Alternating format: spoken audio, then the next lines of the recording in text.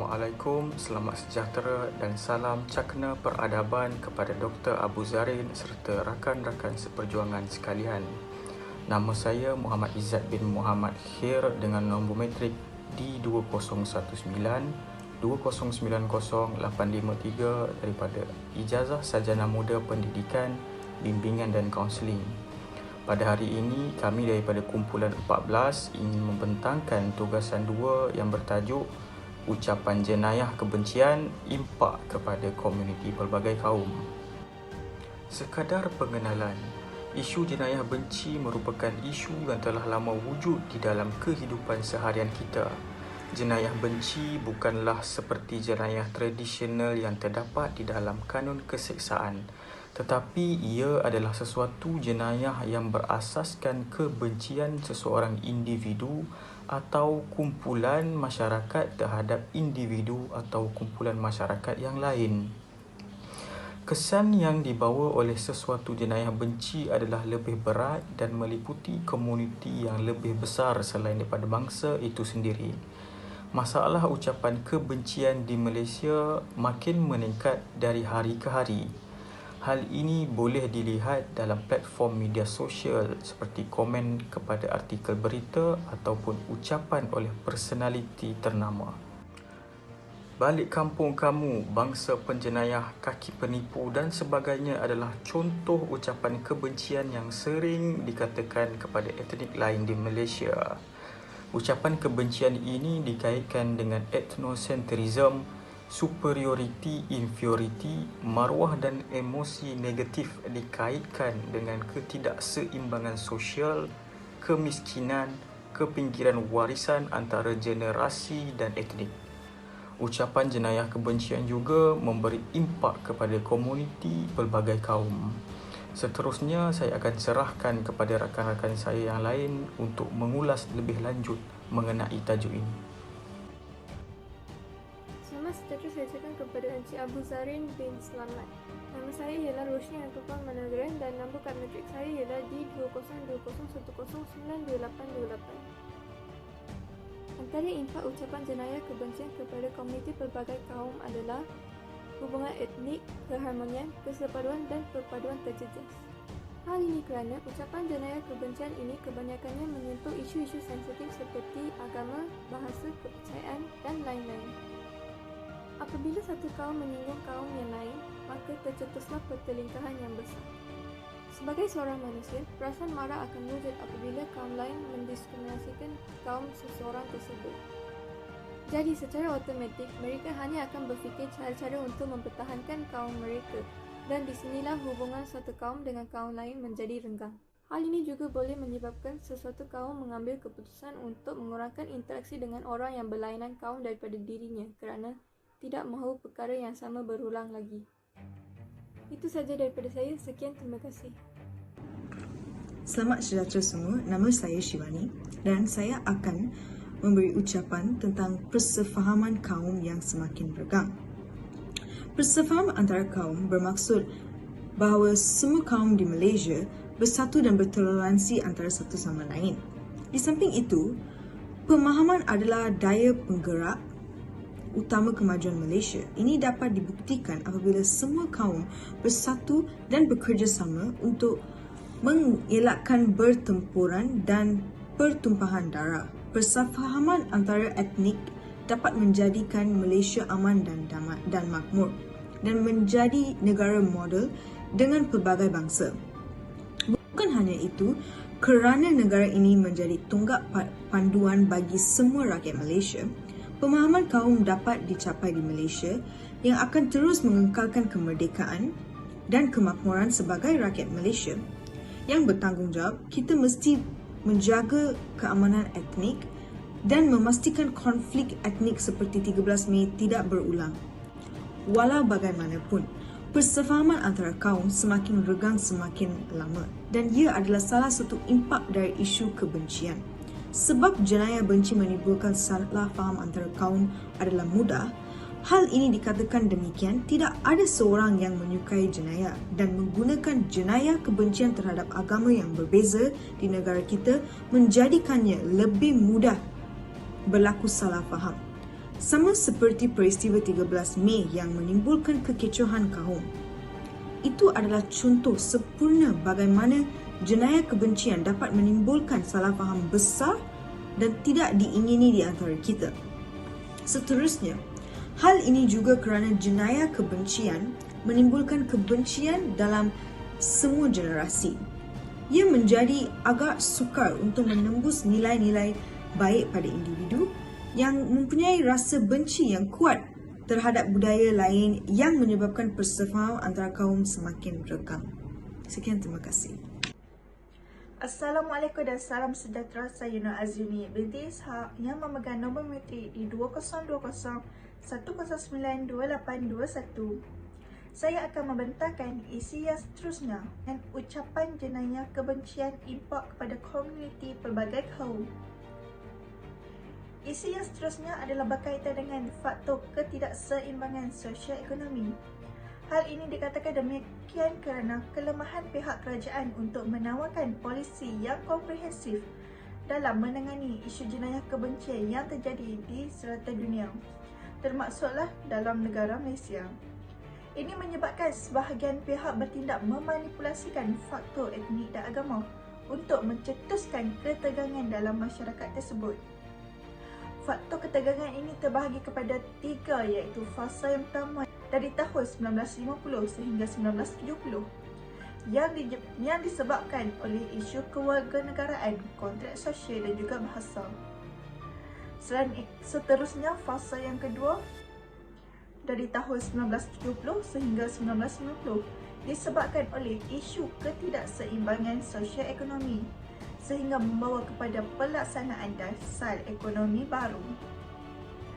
Yang terakhir, fasa ketiga dari tahun 1990 sehingga sekarang yang menyaksikan eksploitasi isu agama sehingga membawa kesan yang agak mendalam terhadap keharmonian masyarakat sejagat. Contoh yang kita dapat dilihat semasa peristiwa 13 Mei yang berlaku pada tahun 1969 yang telah membuktikan bahawa hubungan antara ekonomi dan etnik yang mewujudkan tanggapan dalam kalangan etnik pada masa itu. Justru itu, ucapan jenayah kebencian ini mengakibatkan berlakunya impak kepada komuniti terhadap pelbagai kaum yang disebabkan oleh eksploitasi kaum dan agama tersebut yang tidak boleh dipandang ringan kerana ia dapat menimbulkan ketegangan antara masyarakat yang berbilang kaum dan agama di Malaysia. Oleh itu, pihak berkuasa perlu merancang strategi untuk menyelesaikan masalah ekonomi tersebut untuk mengurangkan konflik-konflik yang terjadi dalam masyarakat Cina, India dan Melayu terhadap negara Malaysia. Sekian daripada saya, terima kasih. Assalamualaikum warahmatullahi wabarakatuh. Nama saya Muhammad Zulfadli bin Zulkarnain yang memegang nombor metrik di 219-2090-761.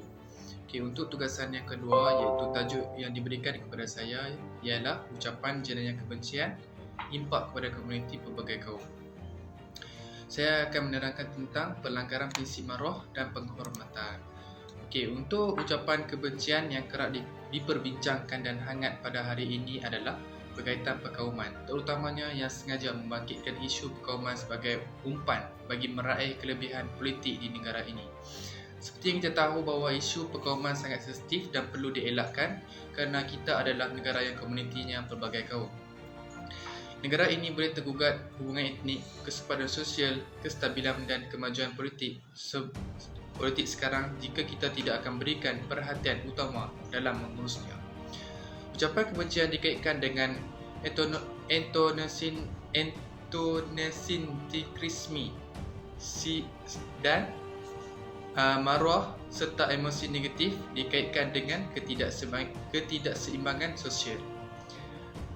Sebagai contoh, ucapan kebencian yang selalu didengari oleh iaitu kaum Cina yang dikatakan sebagai penipu dalam perdagangan atau jual beli, kaum India sebagai kaum yang ganas dan selalunya tinggal di felda, dan serta kaum Melayu yang mempunyai hak mutlak untuk bebas melakukan sebarang perkara dan apa jua. Ucapan kebencian ini secara tidak langsung akan menjejaskan hak satu kumpulan dan jelas satu pelanggaran prinsip maruah dan penghormatan kepada perbezaan budaya dalam kalangan etnik di negara kita. Menurut Profesor Dr. Mansur Muhammad Noor, iaitu Ketua Kluster Perpaduan Nasional, telah mengeluarkan kenyataan di Berita Harian pada Julai 4, 2017 yang mengatakan bahawa kebencian dan jenayah kebencian lebih dapat diperhatikan berlaku oleh kepentingan untuk mempertahankan material dan darjat sosial mereka dalam bersaing dengan individu dan kumpulan etnik dalam kehidupan mereka. Hal ini juga boleh kita lihat dengan terdapat segelintir kaum yang berpendapatan dan status rendah B40, M40, miskin dan pinggir mereka sebagai rakyat yang tergolong sebagai mundur dalam urusan pembangunan dan tadbir urus akan bersikap merenggang, pelampau dan ganas terhadap parti pemerintah hingga kestabilan politik tidak dapat dijamin berkekalan. Kesimpulannya, politik yang ada dalam negara ini haruslah memainkan peranan penting dalam menjaga dan menghormati setiap kaum supaya ekonomi negara stabil dan perkembangan serta melahirkan kesepaduan sosial nasional dalam pelbagai kaum. Okey, sekian daripada saya. Terima kasih. Rahmatullahi wabarakatuh dan selamat sejahtera saya ucapkan kepada doktor dan rakan-rakan sekalian. Nama saya Muhammad Syakir Fidaubil Kamarudin, ID Metrik D202010092367. Di sini saya ingin kongsikan isi seterusnya bagi tajuk kumpulan kami, iaitu ucapan jenayah kebencian dan impaknya kepada komuniti berbilang kaum.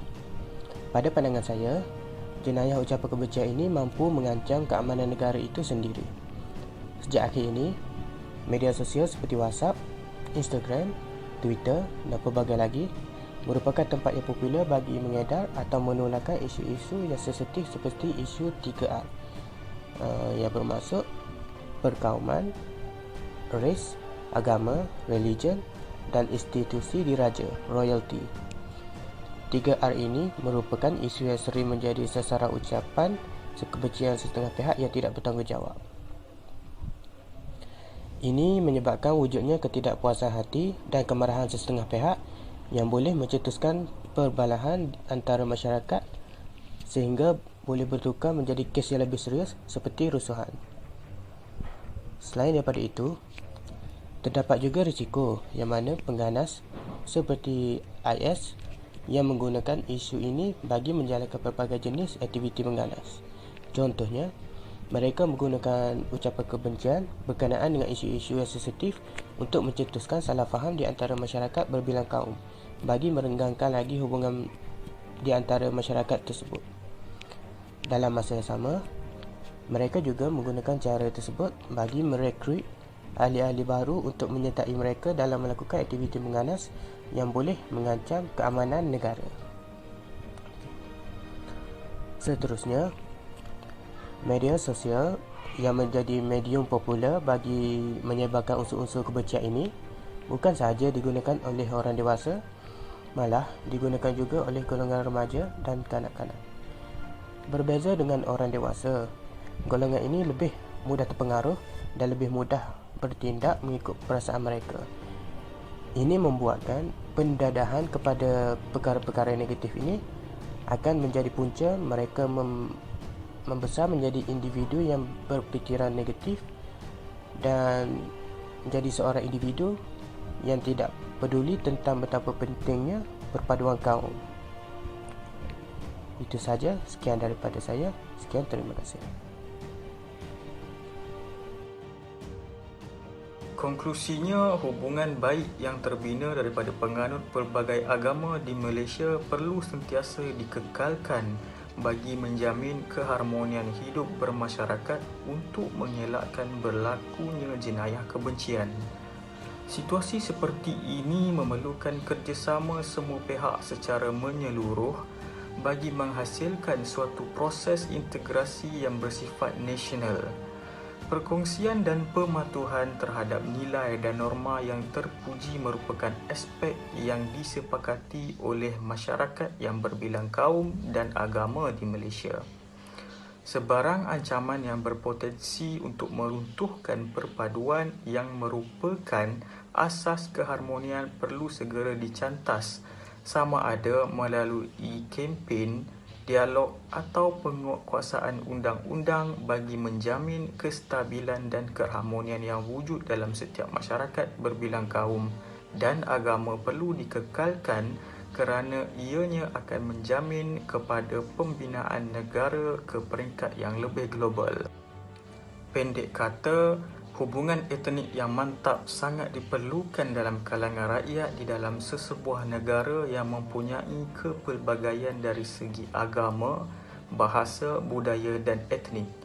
Persoalan hubungan etnik, perpaduan dan integrasi amat penting untuk mewujudkan negara yang aman dan damai, serta kestabilan politik dan seterusnya pembangunan negara akan berjalan dengan lancar tanpa ada sebarang gangguan seperti rusuhan dan pergaduhan antara kaum.